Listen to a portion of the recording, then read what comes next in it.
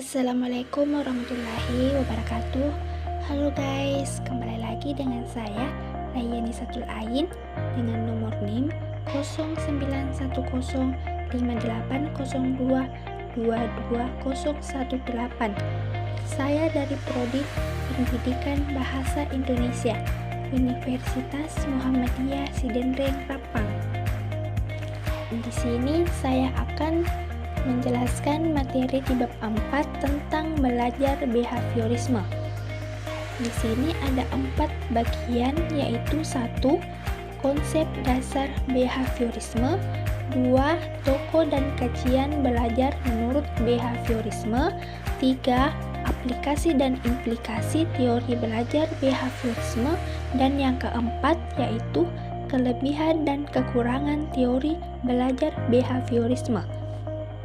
Di bagian pertama tentang konsep dasar behaviorisme. Behaviorisme merupakan salah satu di antara sekian sumbangsih besar kaitannya dengan belajar.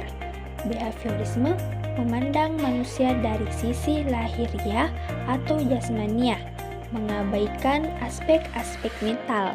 Dengan kata lain, behaviorisme tidak mengakui adanya kecerdasan, bakat, minat, dan perasaan individu dalam suatu belajar. Peristiwa belajar hanya berdasarkan melatih refleks atau respon individu sehingga menjadi kebiasaan yang dikuasai individu. Kemudian bagian kedua yaitu toko dan kajian belajar menurut behaviorisme. Di sini ada 2 tokoh, yaitu pertama E.I. Thorndike, kedua Ivan Petrovich Pavlov. Pertama, E.I. Thorndike. Thorndike merupakan salah satu pakar behaviorisme yang mengembangkan teori koneksionisme atau teori asosiasi. Teori ini merupakan teori pertama dari behaviorisme. Thorndike merupakan seorang psikolog dan pendidik kebangsaan Amerika. Belajar menurut Thorndike merupakan pembentukan hubungan antara stimulus dan respon. Stimulus kaitannya dengan pikiran, perasaan, atau hal-hal yang terkait dengan alat indera. Sedangkan respon adalah reaksi yang dimunculkan peserta didik ketika belajar yang dapat pula berupa pikiran, perasaan, dan gerakan atau tindakan. Kedua, Ivan Petrovich Pavlov.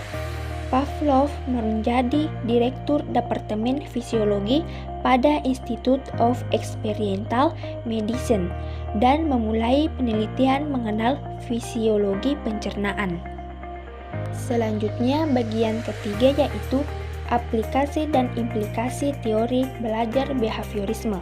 Berikut beberapa implikasi teori belajar behaviorisme dalam pembelajaran. 1.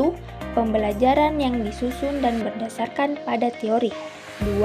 Peserta didik dianggap sebagai objek pasif yang memerlukan motivasi dan penguatan dari pendidikan. Ketiga, peserta didik dikendalikan oleh aturan-aturan yang jelas dan ditetapkan secara ketat. Dan yang keempat, evaluasi menekankan pada perilaku yang nampak, respon, pasif, dan keterampilan. Kemudian materi terakhir tentang kelebihan dan kekurangan teori belajar behaviorisme. Kelebihannya yaitu cocok untuk memperoleh kemampuan yang membutuhkan praktek dan pembiasaan yang mengandung unsur-unsur seperti kecepatan, spontanitas, kelenturan, refleks, dan daya tahan. Kekurangannya, teori mengabaikan pikiran sehingga tidak mengadaptasi dan tidak mampu menjelaskan berbagai jenis pembelajaran dan cenderung mementingkan perilaku.